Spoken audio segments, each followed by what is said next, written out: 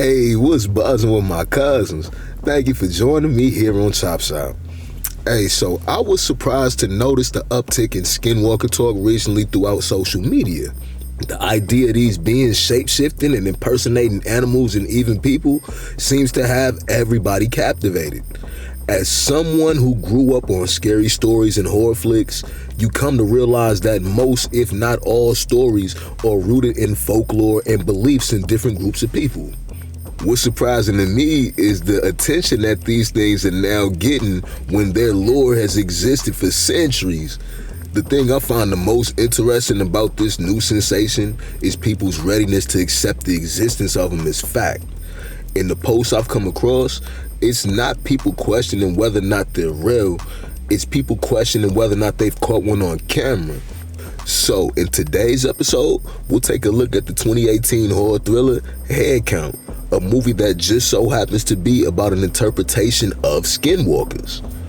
This flick happens to be one of my personal favorites, as I feel the writing easily allowed me to place myself in the situation, while at the same time showing excellent effort to hide plenty of gems in the detail of nearly every shot.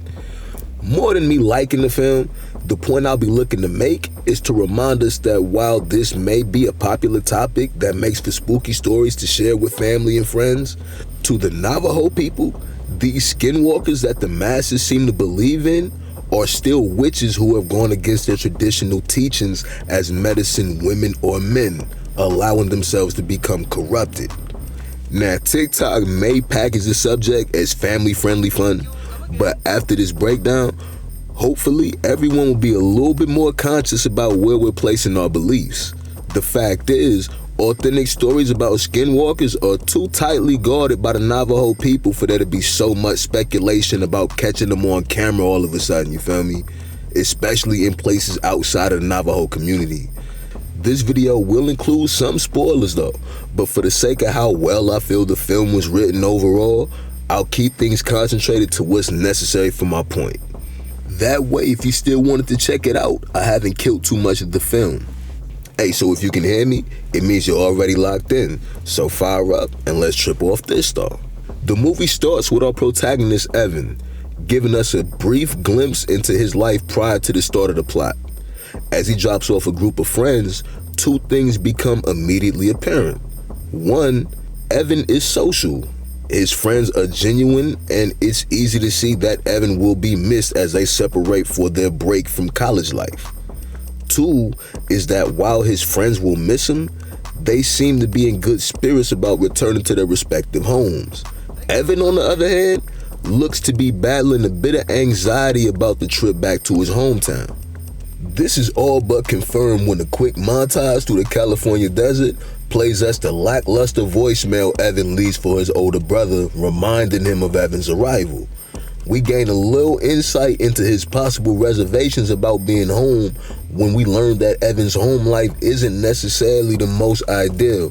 The cramped trailer seems barely big enough for one person, let alone two grown men. The conversation and overall interaction between Evan and his older brother Peyton is an awkward one. As they come across another group of 20-somethings hanging out in Joshua Tree National Park, Peyton's straight-edge lifestyle, opposing Evan's willingness to party, almost causes him to miss out on more than just the act of Cali hospitality. Obvious sparks get to flying between Evan and Zoe, the ninth wheel in the group of her 8 close friends, all paired off into couples. After a smoke session laced with heavy flirting, Peyton almost effectively guilts Evan into passing up on an invitation to keep things lit at the group's Airbnb. But after coming to his senses, Peyton realizes how much of a block he's been and encourages Evan to catch up with Zoe before he blows his opportunity to get to know her more. Evan regroups with the Rages, and together they arrive at the rental property 10 deep. The size of the group proves to be a key piece of info, as 10 is divisible by 5. As they sit around the fire drinking tequila and sharing scary stories, we find out why the number 5 becomes a problem. Completely caught off guard by the group expecting him to contribute a story, Evan stumbles across a selection after quickly browsing through a sketchy website suggested by one of the Ragers. The problem is that the post Evan mistakes as a poem and reads out loud is actually an incantation in disguise. The description that he shares with the group is actually that of a demonic shapeshifter, and by inadvertently calling his name 5 times at the start of the rite, the Skinwalker has officially been summoned. From this point on, it's the duty of the viewer to pay close attention to this group and their surroundings. The Skinwalker wastes no time in studying the group, learning their individual habits and traits to better integrate into their midst. This brings us to the term head count, which is as much instructions as it is the film's title. As the party rages and the group gets more drunk, it's up to us to keep track of everyone, since the Skinwalker can replicate people to a T. Even after getting creeped out in the pool and rushing to lock down the house, Evan has no clue they've already been compromised. It's not until his first hazy morning waking up in the house that Evan starts to spot subtle traces of the Skinwalker making his presence known. Though by this point the film has already started hiding warning signs in the shot composition, it's not until Evan ventures into the dilapidated shed on the property that we get our most straightforward red flag. A symbol freshly branded into the wood of the shed displaying obvious occult ties paints a clear picture of the witchery at work. Evan is unfortunately interrupted before he can fight through his hangover to make any sense of it. The viewers with a keen eye for detail, however, can see the symbol and start to make a connection between it and the focus on the number 5 in the incantation. Bad enough that a summoning circle makes up 50% of the symbol, the inverted pentagram within the circle is actually key to the ritual in progress. It's not as much about the shape itself as it is about the amount of figures representing people that make the shape.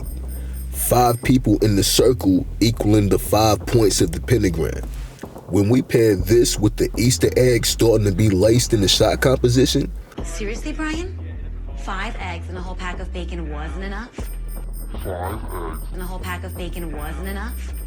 We understand that not only does this ritual require 5 sacrifices, but the demonic energy dictating the ritual pulls its strength from all things grouped into 5s. One of my favorite scenes proving this that tends to fly under a lot of radars is the shot of the group's fully stocked refrigerator. Though subconsciously the quick tilt stands out with the contents being so well organized for this particular group of partiers, pausing the shot reveals that without anyone noticing, the Skinwalker had enough time to group every item in the fridge into 5s, from eggs and tomatoes to hot dog packs.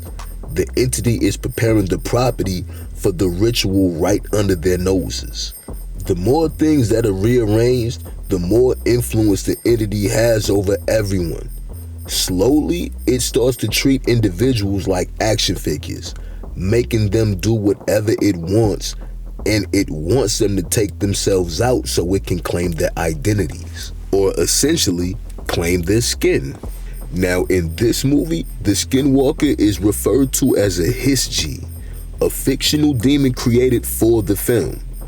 Although this demon is as closely inspired by Skinwalkers as can be with such limited authentic information available, all of the blanks had to be filled in with the same Eliphas Levi occult symbolism we always see in everything. The first detail replaced with something outside the Navajo customs is the incantation that sets off everything, which is the main plot point. The focus on the number 5 or the pentagram isn't associated with Navajo symbolism representing Skinwalkers, nor are Skinwalkers said to be actual demons like they're portrayed in this film or understood by the internet. The pentagram's use in this film is still in line with Hollywood's affinity for Eliphas Levi and his teachings. As the creator of Baphomet's image as we know it, this inverted symbol nods at his occult practices, not Navajo customs. The use of the number 5 has many representations for those who practice ritual magic, But in this case of demonic possession causing lethal self-inflicted wounds, it's important to note that 5 also represents the wounds of Christ in the demon world. Again, this self-termination ritual is being included in place of traditional Navajo customs. Though the decor in the house is heavily native inspired to insinuate Navajo on the surface, Joshua Tree National Park, where the story is set, is traditionally home to proud nations like the Serrano and the Mojave, people with their own customs and legends. This fact goes unacknowledged for the convenience of the demon's ability to be summoned anywhere. This is important to keep in mind when we get swept up in the internet skinwalker frenzy. Unless the posts of these animals or people can be verified as being influenced by a Navajo witch, all this attention is being given to a purely demonic interpretation of the term skinwalker, which more fits the mode of shape-shifting demons. People accepting these TikTok posts as undeniable proof is placing your belief in demons, not the practices associated with medicine, women, or men gone corrupt. As well as I feel this particular story is told, I think it can't be stressed enough that most of the details used for this HisG Skinwalker is rooted in the standard demonic perspective. And it's this type of interpretation guiding the internet's understanding of the term. I encourage everyone not to buy into everything being pushed onto us without question. All too often we're being fed proof of demons while the idea of God is being mocked publicly. But remember, if the masses can accept demons as real, it also has to be accepted that their war isn't against no one. Simply put, if demons exist, so does God. And don't you never let nobody convince you otherwise. Well, that's a wrap for this episode. I hope the information I shared helped shed light on the actual entities that the internet is giving its energy. If you're out of the loop, stop by the Chopp Shop after this video and get caught up on previous episodes. If what you heard made sense, hit the like button and help other people trip out as well. If you'd like to stay up to speed with upcoming episodes, don't forget to hit the subscribe button too. If you can think of others that are bought into the Skinwalker hype, don't forget to simply share this video with them. Your support is deeply appreciated. I hope I catch y'all all in the next episode of Chopp Shop here on Chopp GTV. Easy.